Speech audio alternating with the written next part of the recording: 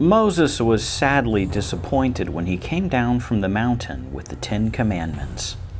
While God gave Moses the 10 Commandments on the mountain, the people of Israel grew tired of waiting. Even though they had agreed to follow all the commandments of God, their hearts fell back into sinful and rebellious behavior.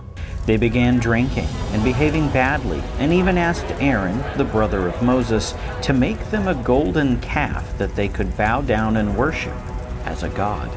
As soon as Moses saw the golden calf and the people of Israel worshiping the idol, he grew so angry that he threw the stone tablets to the ground, breaking them into pieces at the foot of the mountain.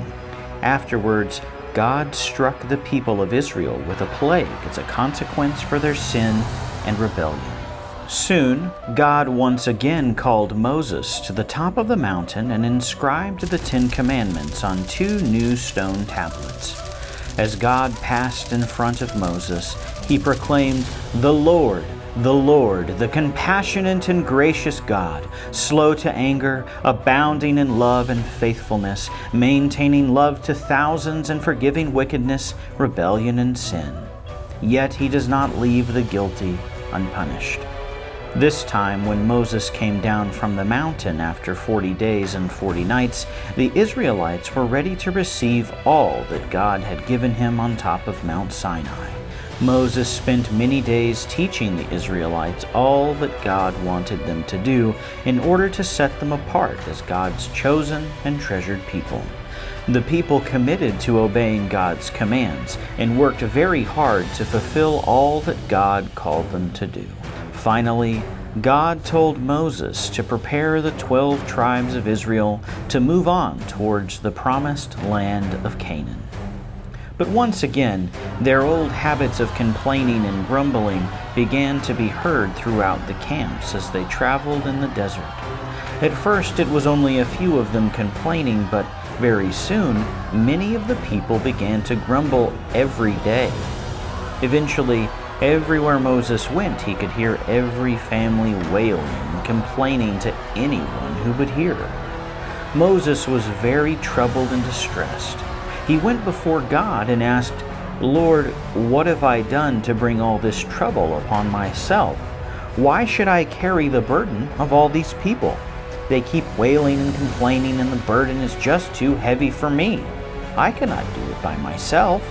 God is such a loving and compassionate God, and he saw the distress and pressure that Moses felt. So he came in a cloud and brought the Spirit of God into 70 of the elders of Israel to help Moses carry the burden of the rebellious people of Israel. But the people still continued to talk against Moses and complain and grumble when things didn't go their way. One day, the people of Israel were traveling through the desert of Zin and camped at a place called Kadesh. No water could be found, so the people quarreled with Moses and Aaron and said, Why did you bring us up out of Egypt to this terrible place? There's no water for us or our animals. There are no grapevines or fruit to eat. We would have been better off dead. Moses and Aaron, in great distress, went to the holy tent and fell face down, and the glory of the Lord appeared to them. The Lord said to Moses, Take the staff, and you and Aaron gather the people together before the large rock that is among you. Speak to the rock before their eyes, and it will pour out water. Then the people will have plenty of water for themselves and their animals.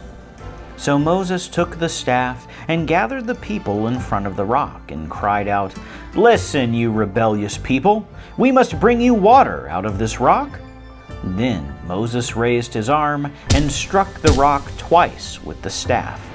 Water gushed out, and the people of Israel and their livestock drank. But the Lord said to Moses and Aaron, Because you did not follow my holy command to speak to the rock, and instead struck the rock with the holy staff, neither one of you will be allowed to bring my people of Israel into the promised land. These were the waters of Meribah, where the people of Israel quarreled with the Lord, and where he showed himself holy among them.